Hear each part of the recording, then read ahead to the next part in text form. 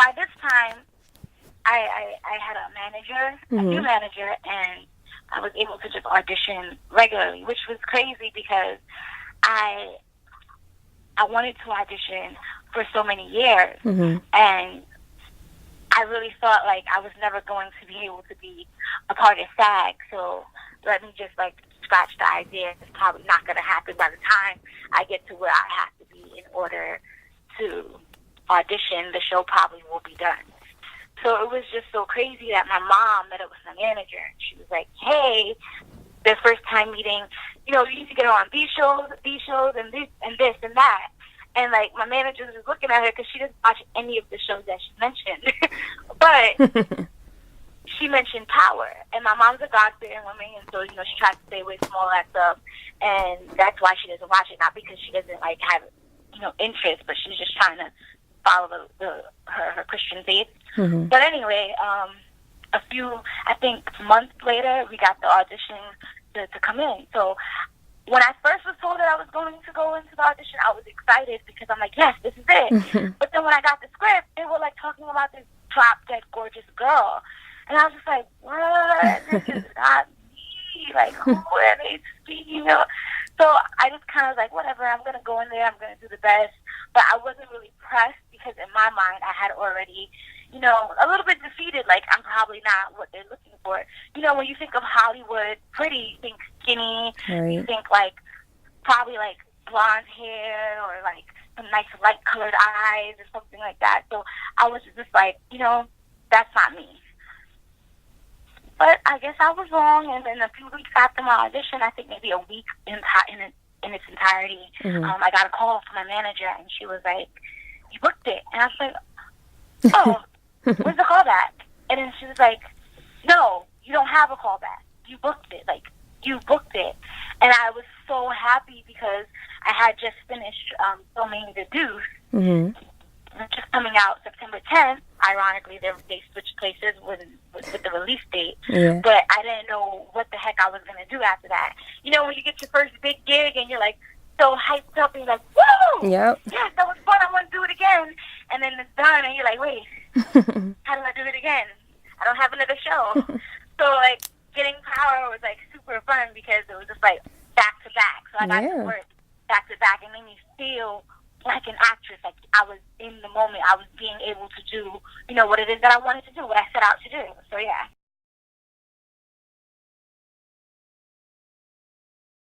What we'll find out about Destiny is that she hangs around all of these tough guys, and she is kind of in this, like, mischievous clique, and she's in this, like, douchebaggery environment, but she herself is, like, she means no harm. Okay. She just wants to be able to look good, look fly with her sneakers, you know, like a kid her age, and wants to be able to, like, afford food and go out and do girly things. And I think that's what it really boils down to. So I think where we see Destiny messed up is because her loyalty to her family comes first. So it's not that she doesn't like Tariq or she never did like Tariq or she was trying to set him up.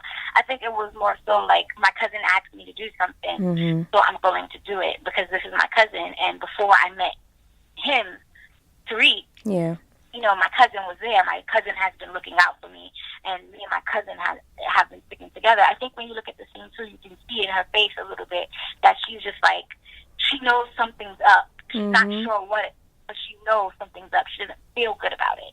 And so that's why I really like the scene, because it's kind of like, yeah, she does something really messed up, and deep down in her heart she knows. But I think the sweet girl in her is being optimistic, like, nah, nothing bad is going to happen, you know?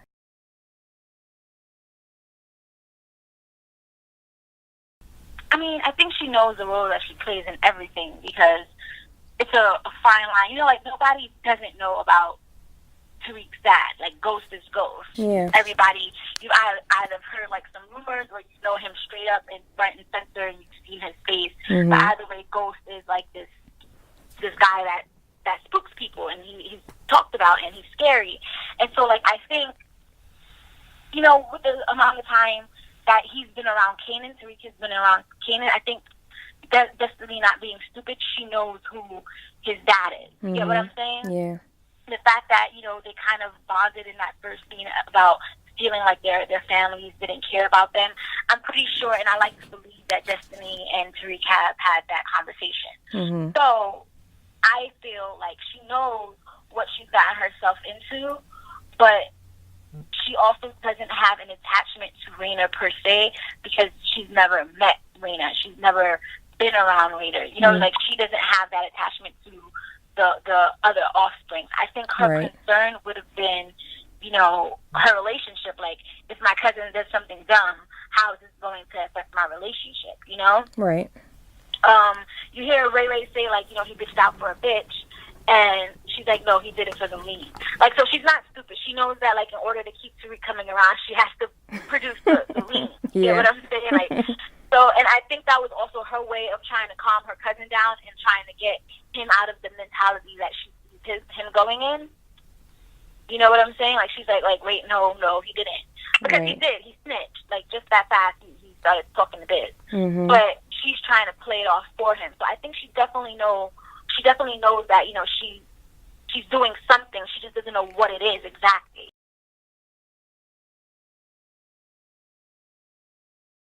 It was pretty simple, pretty, like, regular. He's a really nice guy, sweet boy.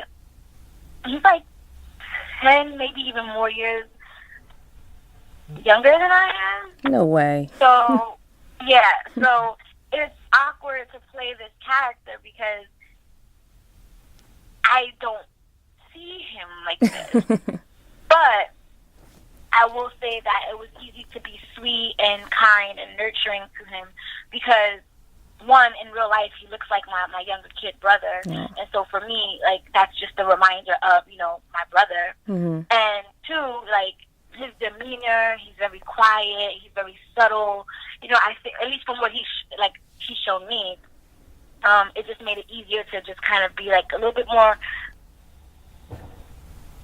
sympathetic and affectionate. You get what I'm saying? Yeah. Coming from, like, an older standpoint. So the difficulty was finding this, like, means of being attracted to someone that I probably would not talk to in real life. You know what I'm saying? Yep.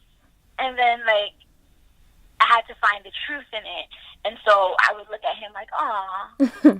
And so you see a lot of those aw moments between him and I. You know what I mean? Right. Yeah, but working with him was fun. Working with Ray was fun. I think him and I became the closest on set. And then 50 is just like a complete like comedian, so he keeps you cracking up. And yeah, everybody was just chill vibes, really kind. It felt like a family a little bit.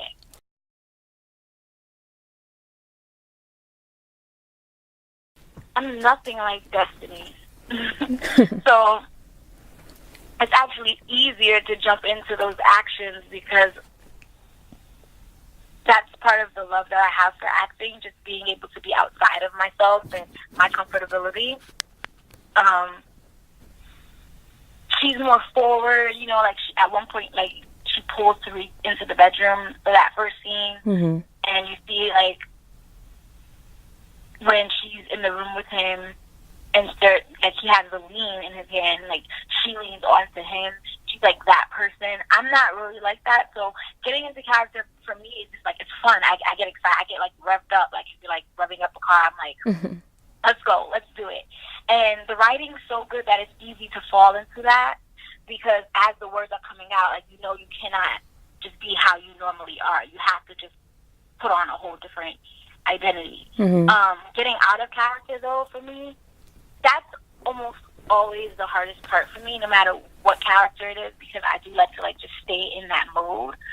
So getting out of character, I normally have to like wind down with like something that I like to do, even if I know I don't feel like doing it right then and there. I'll force myself to do it just so that I can like get out of the previous headspace. And then as far as like people being passionate about the character, you know, I'm very adamant on sometimes like in public bringing out the character a little bit and making fun of it, because I find it hilarious. Like, some girl came up to me like, yo, we need to take this picture, but after that we're gonna have to splat. And I started dying laughing, and I was just like, yo, you can throw the hands. And then she was like, what? So it was just really funny. I like to just play along with it for a little while, and then afterwards I tell them, but that's not me. Certain things that the character does, I probably would never do in real life. So there's a balance. There's a playfulness, and then there's just finding that balance.